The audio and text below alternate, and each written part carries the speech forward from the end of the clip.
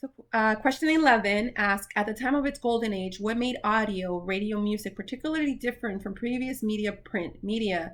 Please comment on what you think makes it different now. So, I would have to say that what made audio, radio, music different than like media or print media prior to it coming out or establishing itself is that it was a very, very first broadcast medium.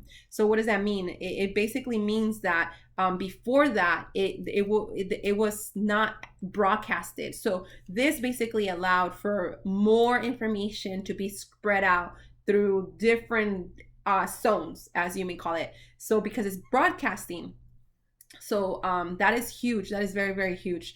And then my comment on what makes it different now, I would say, is that when broadcasting medium I'm sorry, when the audio, the radio and music first, when it had like its golden age or when it was originated, it basically actually had a lot of diverse information, because at that time, like I personally don't believe that there was a lot of conglomerates in the radio industry. So now you have basically like a monopoly where there's a lot of bias in the radio. There's lots of diversity, and now it's mainly music. So back then, a lot of families used to gather together and they used to listen to the radio during like the evening time, and that's the way that they used to get their news. So what has basically changed all of that is the internet, obviously.